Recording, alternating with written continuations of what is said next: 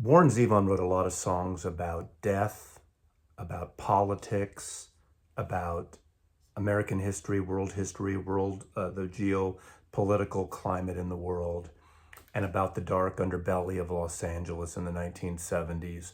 Warren Zevon is one of my all-time favorite songwriters, musicians, a volatile character. I'll Sleep When I'm Dead, the book compiled by his ex-wife with all the friends commenting on his life is an amazing overview of the flawed character in Warren Zevon. This is a ranking video. Warren Zevon made 14 albums, 12 studio albums, and 2 live albums, plus various comps. I'm going to do a little preface on showing some of the auxiliary things I'm not including, and I'm including his top 13 records. He did make an album called Dead Alive, his first album, but it was reissued once he got signed to Asylum, got some notice, and got a hit with Werewolves of London. But I'm not including that. I don't think it's a very good album. I think it's a flawed album. Warren Zevon's also somewhat classically trained. He orchestrates his own records. He was very influenced and met, like Aaron Copland, the classical composer, has a very influential sound in the way he writes, that very vast American landscape like Rodeo and Billy the Kid that Copland wrote, Appalachian Spring, that kind of sound he has when he does orchestrate his records. He also was on the road for a number of years with the Everly Brothers as their piano player and band leader. So there's that too. So I'm going to showcase the top 13 records, rank from 13 to 1. But first, this is Warren Zevon. I'll Sleep When I'm Dead. I'll talk about that comp in a minute. But just a few things I'm not including. This was originally on a CD. It came out as a Record Store Day. This is called Warren Zevon Preludes. It's a double LP set. And this contains demo versions of a lot of his songs from his first 2 albums, like Werewolves of London, Desperados Under the Eaves, and very intimate. And this is really an album that's, I would say, only for the diehard Warren Zevon fans.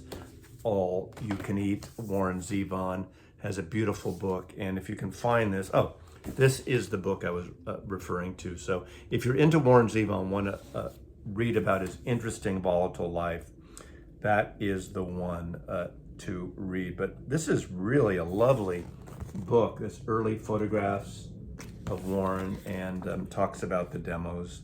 Also, let me just show, as I showed this was a Rhino 2 CD comp that came out. If you're a CD person, you want an overview, this might be a good one to get. That really covers most of his, doesn't have his last 5 albums covered here, 6 albums, but it's a good overview of the Asylum years and I believe Virgin years as well. This is a single. If you pick this up and you want just introduction, this is a Asylum single LP comp. And this one, this is interesting, but I didn't like the sound of it. I gotta listen to it again. This is Warren Zevon's greatest hits, according to Judd Apatow, the TV writer, director, movie writer, director, Freaks and Geeks and 40-Year-Old Virgin, and put this Record Store Day together. I'm all in a Warren, so I got it. It has some remasters, has some live versions. So again, it's not an essential record by any stretch. And lastly, before we get into the rankings, I just want to show these and give a shout out to, if you know Dylan Noble Records, which I'm sure a lot of people that follow me follow Dylan in North Carolina at his record store Noble. He bought a collection last year, and in it were these 5 Warren Zevon records, all autographed. So I ended up buying them from him because I am a Warren Zevon completist, and having these records signed by Warren. And I was fortunate enough once, Warren Zevon was really heavily promoted by KSAN Radio in San Francisco on his first couple albums. He did a live little set that KSAN used to broadcast, and I met Warren, and after we talked for a little bit at the very end, he said, "So long, Norman." And if you know his first album, the end of one of the songs. It says, "So long, Norman." She said, "So long, Norman." And you hear a kiss, and he sent that to me. And oh my God, how romantic is that? This is my opinion, my take, and I'll try to explain a little bit about the records and why. Starting at number 13, this is the Mutineer. Now, there is a live tape going around of Dylan recording this live soon after, or playing this live at one of his shows soon after Warren Zevon died. Something bad happened to a clown. Really kind of showcases his wry sense of humor. He has a dark sense of humor, whether he writes about his own mortality or he writes about reality in the world. That's a great song on here. And I would say all these records are good, and there's a lot of great songs. I think Warren Zevon had a period of time where record companies and even in his own creative tendencies didn't know what direction to go, because he crosses over from the 1976 when his first album came out on Asylum, when he's joined by Jackson Browne and the whole LA contingency of Fleetwood Mac and the Beach Boys and that whole Southern California thing. And it changed later as we get into the late 70s and punk and then more heavier things. So he was hard to identify and place. But anyway, number 13, Mountaineer. Coming in number 12 is another record on Giant. I think these are probably his two weakest, although on every album here, there's some great tracks. This is Mr. Bad Example. Again, a wry sense of his own self-vision in a way, and opens up with Finishing Touches, which is kind of a cool song. Angel Dressed in Black, and Mr. Bad Example, again, the title track, is a wonderful record. I don't think these last two records came out on vinyl ever. If they did, I miss them and I can't find them on vinyl. So I think of all my collection, these are the only two that I don't have on vinyl. He does, on all his albums, he always has some kind of really beautiful ballad. And of course, we know that Linda Ronstadt covered Hasten Down the Wind, even named one of her albums after a Warren Zevon song. I think she covered 3 or 4 of his songs, including Poor, Poor, Pitiful Me. But Mr. Bad Example ends with Searching for a Heart, which is a lovely, lovely ballad. Things to Do in Denver When You're Dead was a song that got some legs a little bit because of some use on movie soundtracks. And Warren Zevon was used in a lot of movies and TV shows. Californication with David Duchovny, his songs were used quite a bit in that soundtrack, as well as Judd Apatow used them as well. Coming in number 11, this is his final album. A lot of people place this album really high on the list. This is the album he recorded as he was dying, and this actually, I believe, either hit number 1 or came close to number 1 right as he died. He was on the Letterman show for a long time, and David Letterman was a big fan. He would sit in for Paul Schaefer when Paul was out as the band leader. And this is a really beautiful album with the help of a lot of friends from Jackson Browne and Bruce Springsteen. It has Disorder in the House that he plays with Bruce, and they sing together. It's an amazing, just a chilling version of Knocking on Heaven's Door. I mean, obviously he wrote that as he was dying of cancer. So in a way, I think a lot of people rate this higher because of where it's placed and where he was in his last dying months. Basically, I think he just found out this hit number 1 and then he died the next week. Keep Me in Your Heart is a beautiful ballad as well. I mean, this is a really good album, but I just don't rate it higher than the rest. Warren Zevon, The Wind. Now, he did a series of albums here that are very much in that rock and roll with some electronic flourishes, because we're talking about the 1980s. This is 1989 on Virgin record. He had a series of records, which I really like on Virgin. They didn't get a lot of love at the time, but if you go back, you'll hear some of that, synthesizer work that makes it somewhat dated, but it actually works really well. And this is one that I personally like a lot too. This is number 11. This is Warren Zevon, Transverse City. I love that cover. It's got a really drum bass sound too, in that late 80s style, but I think it's really good because it's sort of bridging the gap into almost 1990. Transverse City, of course, opens up, but Turbulence is just a really good, catchy. He's really good. He's very catchy with his songwriting. He's very interesting and clever with his lyrics. Also, Splendid Isolation is a really good song on this album too. Coming in at number 9, The Envoy. This really gets also into his geopolitical, historical writing. The Envoy talks a lot about, the wars in the Middle East, but he takes it with a real clever twist of verbiage. The Envoy, the Hula Hula Boys, which is really kind of this Hawaiian-esque song, really well arranged. Jesus Mentioned. Again, he brings on mortality, religion. Ain't That Pretty at All is a great rock and roll song. And he's got a rock and roll side to him that gets really violent. It ain't that pretty at all when I throw myself against the wall. It ain't that pretty at all. When he gets rocking, he's really good. And when he had his live shows with the full band, which I'll get to in a little bit, he could be almost like his version of punk rock. LA punk rock, but from the LA bands and artist style. Coming in at number 8 is My Rides Here. This is a period starting in 2001, and I think for the rest of his life on his subsequent albums, he was writing more about mortality, and it just seemed like he knew that his end was near, even though it was still a while before he would pass on. He was writing songs like Basket Case, My Rides Here. My Rides Here seems like, I'm ready to go. This is an interesting album because he also collaborates with Paul Muldoon, who co-authored McGillicuddy's Reeks on here and My Rides Here. And so he has a collaborator on here. The liner notes, Paul Schaefer and others. And this is that time when he was really all in and became part of the David Letterman family on the show. Sitting in, and David was a huge fan of this. In fact, so much of a fan, it opens up side B on this, which was originally on a CD of a song called Hit Somebody, about an ice hockey player in Canada.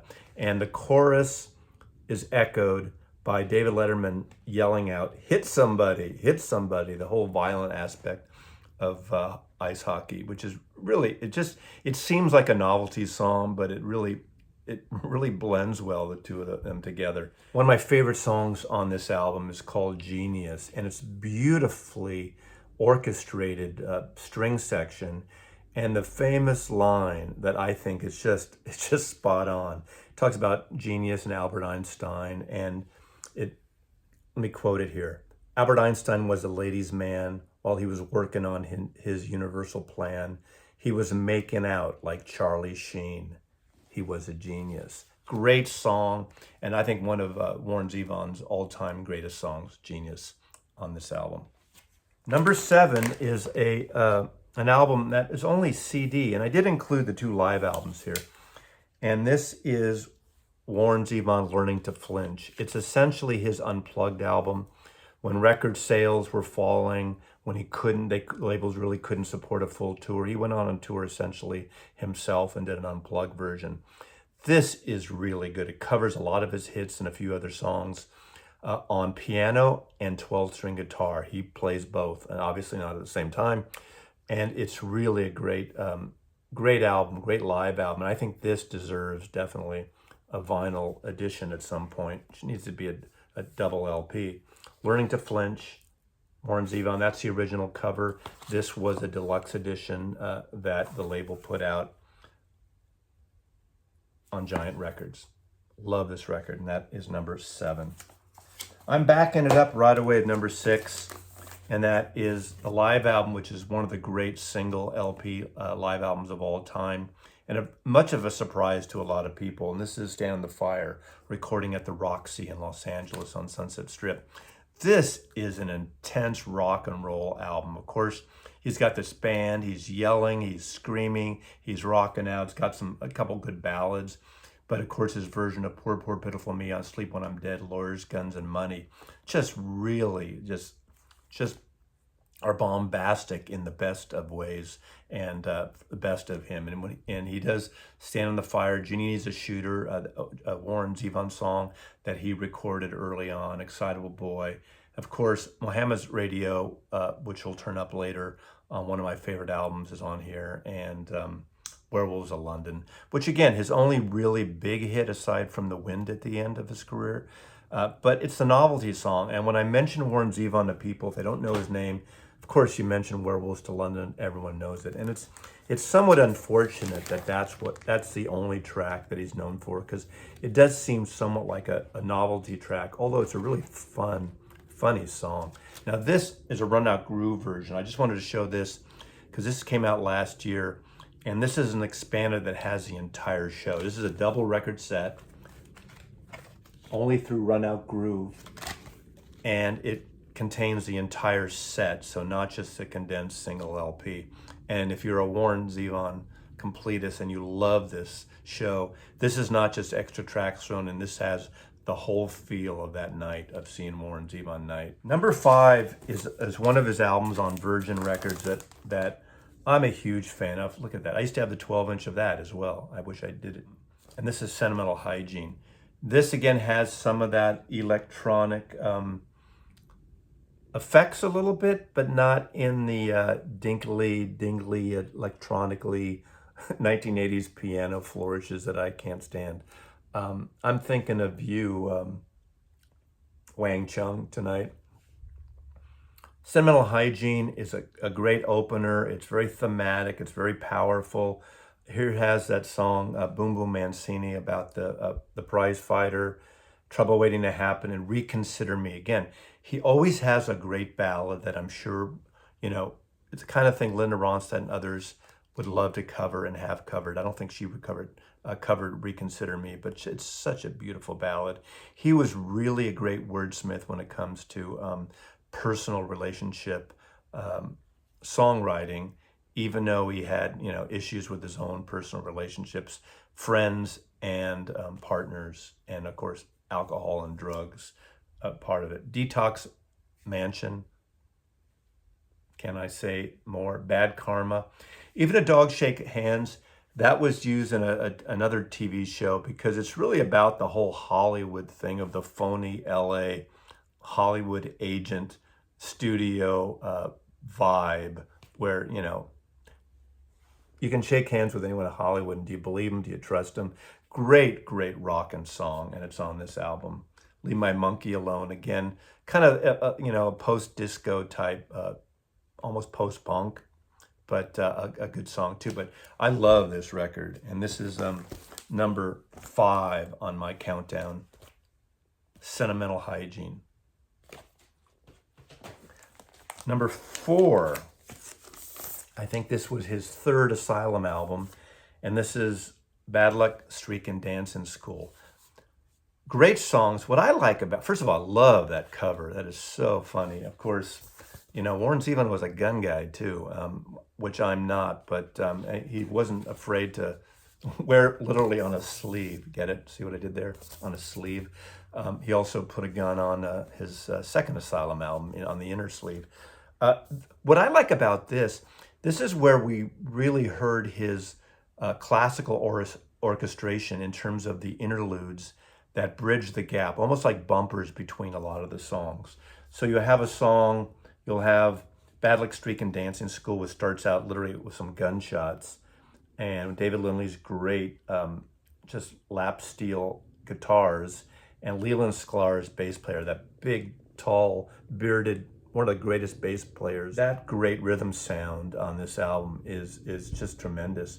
Goes into A Certain Girl with Don Felder on guitar from the Eagles. So it gets that whole LA sound with Jackson Browne as well on vocals, who was a big part of his earlier career and actually got him signed, helped him get signed to Asylum Records early on. And then Jungle Work with Joe Walsh on lead guitar, again, Leland Sklar and Jorge Calderon, who was on a lot of his records and a friend for life, has this great, does great Spanish vocals on a bunch of his songs, and is a great harmonic opposite of Warren Zevon and sang on a bunch of his songs. I really like it. And then you got interlude number 1. So there's several of these interludes, these classical stringed instrument quartet interludes that bridge the gap into Play It All Night Long. Now, Play It All Night Long is a favorite of mine because it talks about play that dead band song. Sweet Home Alabama, play that dead band song. Totally dark humor, black humor, like Warren Zevon has had throughout his entire career. You know, obviously talking about referring to the Leonard Skinner plane crash. But that is a great rockin' song, with Jackson Browne and Leland Sklar. Jeannie Needs a Shooter opens up. That's a song co-written by Warren Zevon, and Bruce Springsteen opens up side 2. Another interlude, Bill Lee about the baseball player with a Glenn Frey harmony, and goes on and on and on, ends up with Wild Age. And love this album. Again, this is number 4 on my list, his 3rd album for Asylum Records. Coming at number 3, and this is an album, again, that a lot of people know about, and this is Life Will Kill Ya. And again, this is the prophecy of writing about your own death. Did he know anything? Did he feel it? You know, I mean, he did die of lung cancer. He was a smoker. He was a drinker. I don't know, but if you heard this album, you'd think this is the last album, More Than the Wind. And I just love this record. The songs are great. Some of the songs are morbid, and some of the songs are just so dark and so funny, but not being cheap. He opens up with I Was in the House When the House Burned Down. A hilarious song. Life Will Kill Ya. Porcelain Monkey, another upbeat dance track. I Need a Volunteer, you know, basically from the point of view of a magician, one saw a woman in half. Has a hilarious song as well. And Hostage O, which is sort of that old type of English folk song or traditional folk song, which is really good. Dirty Little Religion. Back in the High Life Again is his cover of the song that was a huge hit for Stevie Winwood. And he does a great version of acoustic version of that. I love that cover. And the song on here, which is so hysterical. And again, this seems like he knew. And it's called My Shit's Fucked Up. And he went to the doctor, and the doctor says, basically, your shit's fucked up. My shit's fucked up. It's like he asks, and the question is answered in the lyric. And it is so funny. And especially after the fact, after we lost Warren Zevon, when you listen to that song now, it is really funny and really like a vision of that. Ourselves to Know in the final cut, which is a beautiful ballad again called Don't Let Us Get Sick. Come on. It hints to what's going to happen to Warren Zevon, and I love this record. This came in at number 3 on my list. Life Will Kill Ya. Check this record out. It's so beautiful.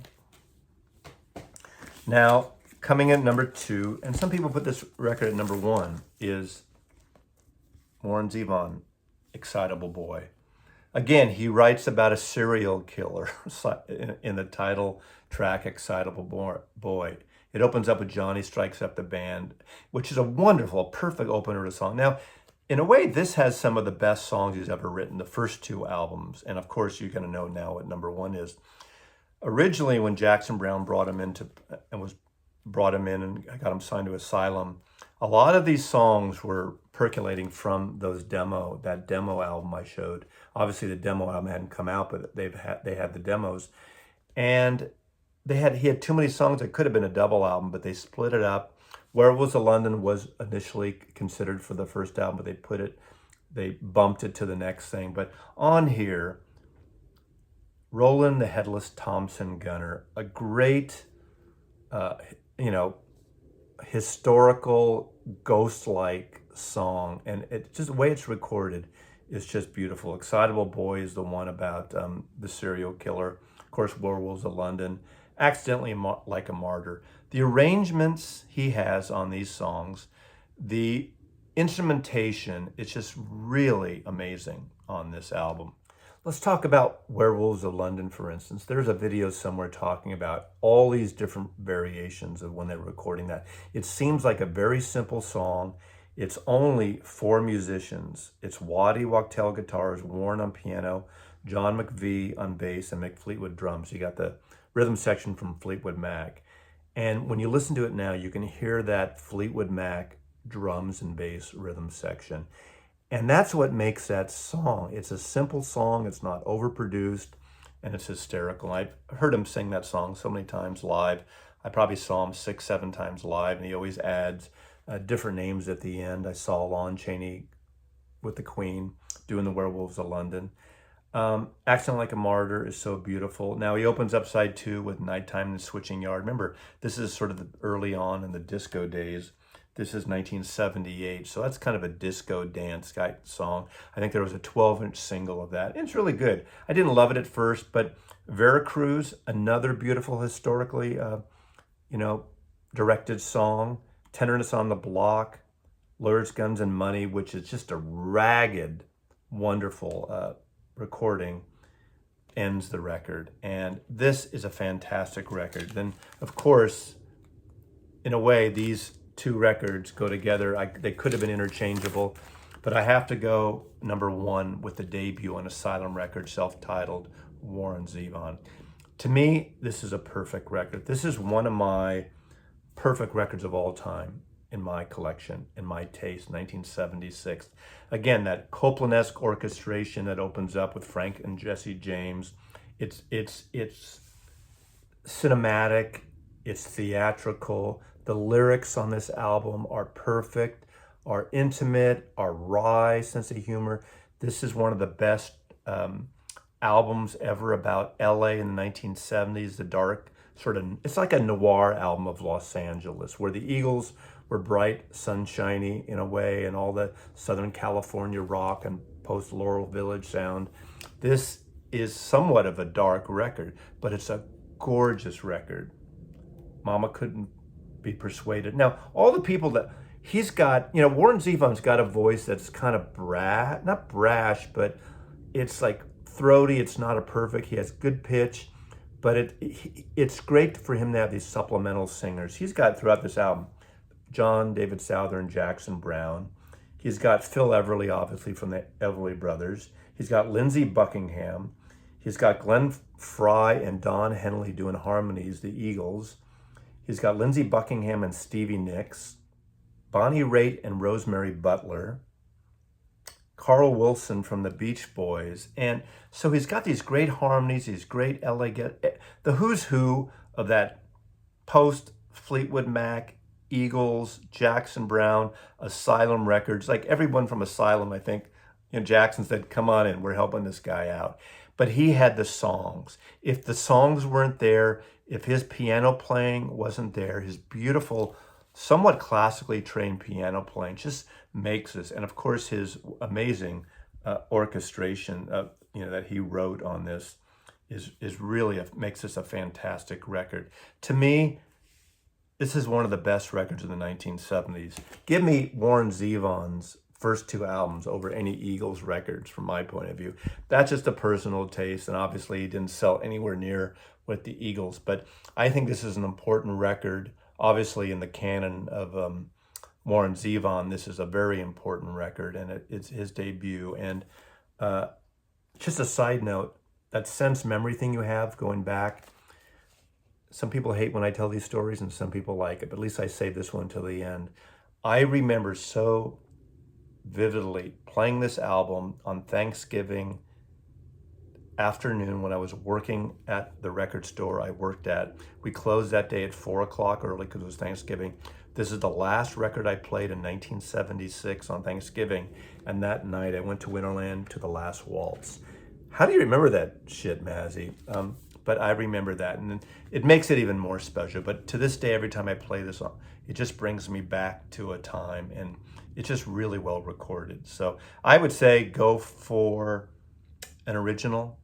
I know MoFi is putting out the first 2 albums. I'm on the list for these, and despite what's going on with mobile fidelity, I think they're going to do these pretty well, even with that digital step. So whenever that's going to come, I'm going to get these first 2 albums by Mold Fidelity because they're favorites of mine. I didn't love the Rhino. It's one of the few Rhino reissues that was cut later. That seemed a little muffled to me. I don't know what happened there.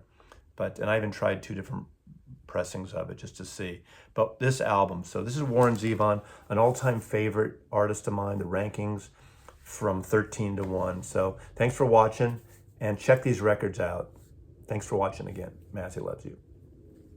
So long, Norman.